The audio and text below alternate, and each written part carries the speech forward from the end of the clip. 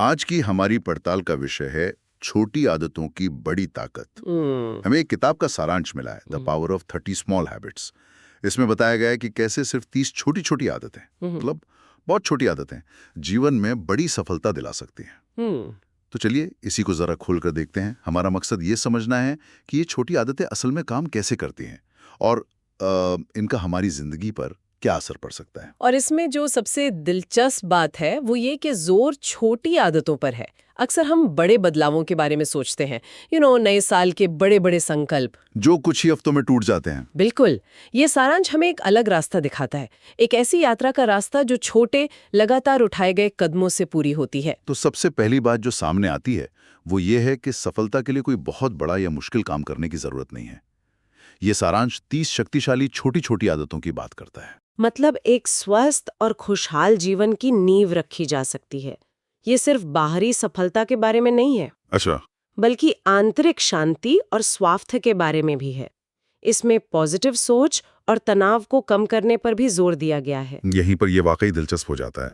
सारांश में कुछ खास आदतों का जिक्र भी है, जी। जैसे कि आभारी होना, मतलब उन चीजों के लिए शुक्रिया अदा करना जो हमारे पास हैं। इसके अलावा ध्यान करना और रोज व्यायाम करना भी शामिल है। ये आदतें सच कहूं तो सुनने में बहुत सरल लगती हैं। बिल्कुल। और इन सरल आदतों का सीधा संबंध हमारे मानसिक और शारीरिक स्वास्थ्य से है।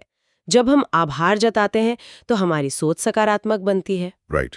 ध्यान हमें तनाव से निपटने में मदद करता है, और व्यायाम वो तो शारीरिक रूप से हमें मजबूत बनाता ही है। ये तीनों मिलकर एक बहुत ही शक्तिशाली तालमेल बनाते हैं। तो इसका मतलब ये हुआ कि इन आदतों को अपनाने का असली मकसद सिर्फ रोज एक्सरसाइज करना या ध्यान करना नहीं है। नहीं। स्रोत के अनुसार इन आदतों से जो सबसे बड़ी चीज हासिल होती है वो है सेल्फ डिसिप्लिन, आत्मानुशासन। यही सबसे महत्वपूर्ण बिंदु है। जब कोई व्यक्ति इन छोटी छोटी आदतों को लगातार अपनी दिनचर्या में शामिल करता है तो उसका आत्म अनुशासन अपने आप विकसित होने लगता है।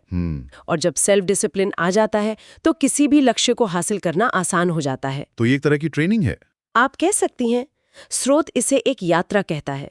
ये कोई एक दिन का काम नहीं है, ये एक निरंतर चलने वाली प्रक्रिया है, जहां हर छोटा कदम आपको आपके लक्ष्य के करीब ले जाता है।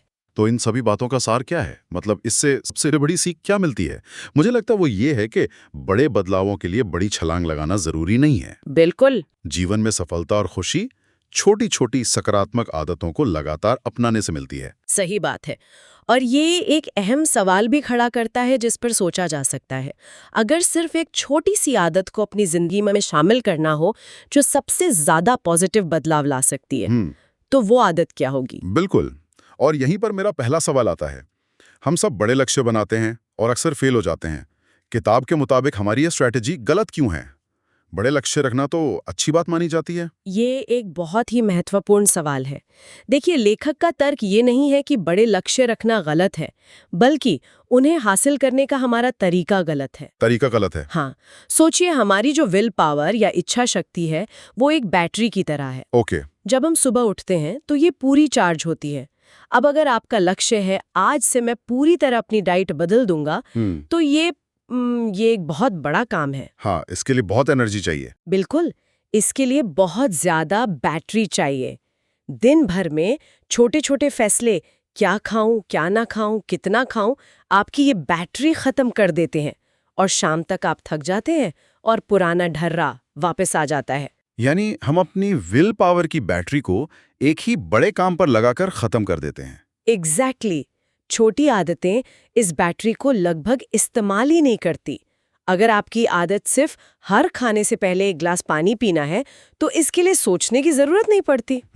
ये इतना छोटा काम है कि आपकी इच्छा शक्ति पर कोई बोझ नहीं पड़ता, और जब आप इसे लगातार करते हैं तो ये एक ऑटोमेटिक प्रोसेस बन जाता है। जैसे दांत ब्रश करना? बिल्कुल, ठीक वैसे ही जैसे हम बिना सोचे समझे दांत ब्रश करते हैं।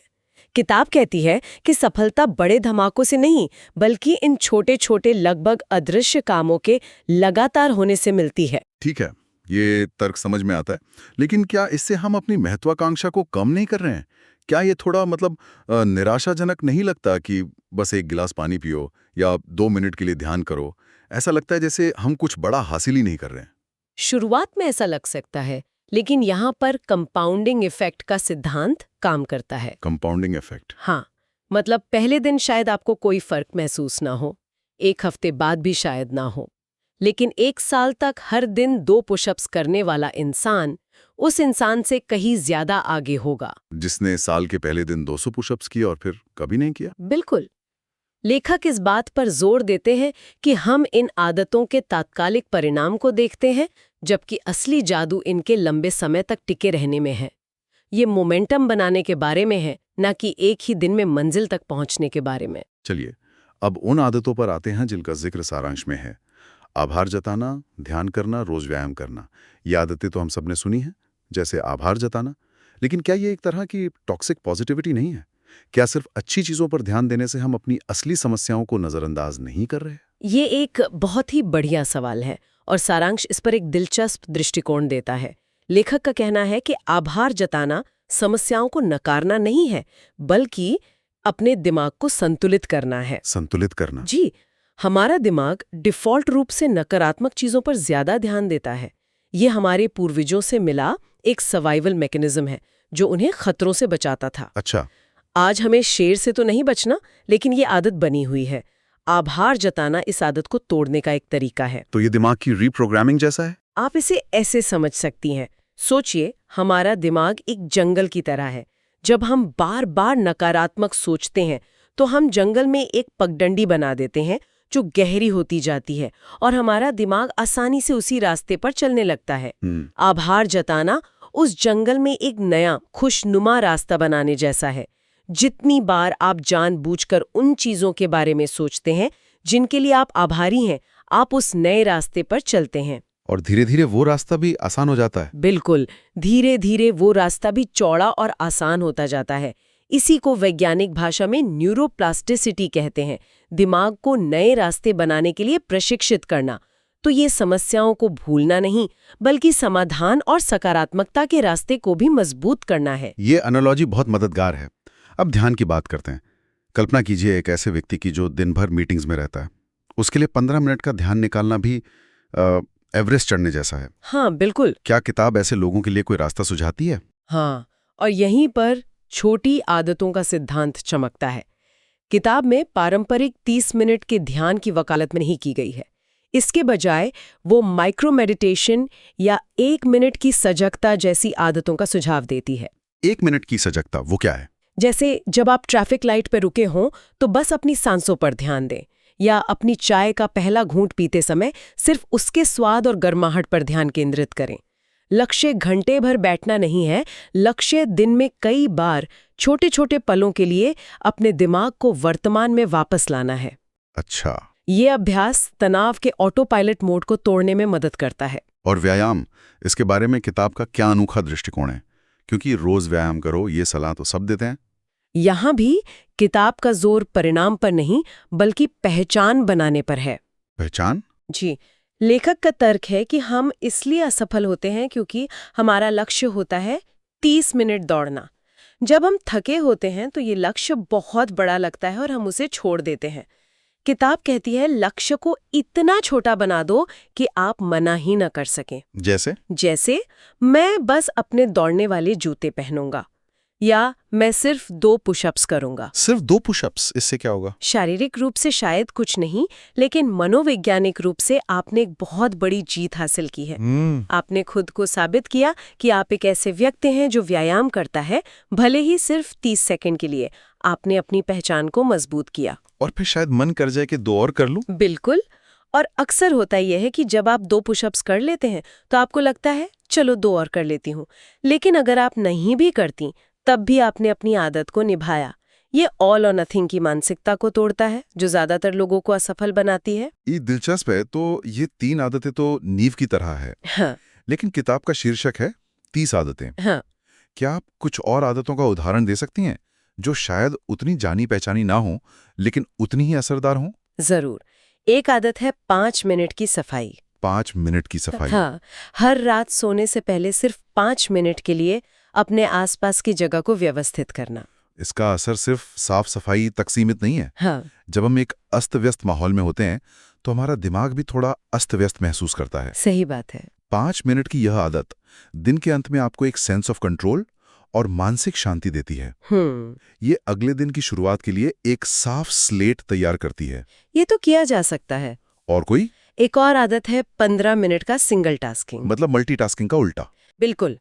आज की दुनिया में हम मल्टीटास्किंग को एक खूबी मानते हैं, लेकिन रिसर्च बताती है कि ये हमारी उत्पादकता और फोकस को कम करता है। ये आदत कहती है कि दिन में सिर्फ 15 मिनट के लिए अपना फोन, ईमेल, सारे नोटिफिकेशन बंद करके सिर्फ एक काम पर ध्यान लगाएं। ये आपके दिमाग के फोकस करने की क्षमता को फिर से प्रशिक्षित करता है। ये सुनकर ही मुश्किल लग रहा है, लेकिन समझ में आता है कि क्यों जरूरी है। तो ये सब करने के बाद इन आदतों को अपनाने का असली मकसद क्या है? क्या ये सिर्फ एक बेहतर रूटीन बनाना है? मुझे ऐसा लगने लगा है कि ये आदतें असल में लक्ष्य नहीं हैं, बल्कि किसी और बड़ी चीज के लिए अभ्यास हैं। आपने बिल्कुल सही पकड़ा। यही इस किताब का सबसे गहरा संदेश है। ये 30 आदतें लक्ष्य नहीं है, बल्कि ये आत्म अनुशासन, सेल्फ डिसिप्लिन नामक मांसपेशी को बनाने के लिए जिम का समान है। अच्छा, मांसपेशी की तरह? जी। जब आप हर सुबह उठकर अपना बिस्तर ठीक करते हैं, भले ही आपका मन ना हो, तो आप सिर्फ एक कमरा साफ नहीं कर रहे होते हैं। आप अपने दिमाग के उस हिस्से को प्रशिक्षित कर रहे होते हैं जो कहता है, मैं वो कर सकती हूँ जो मैंने तय किया है, अपनी भावनाओं के बावजूद। तो ये विल पावर की बैटरी को बढ़ाने का तरीका है, ना कि उसे खत्म करने का। बिल्कुल।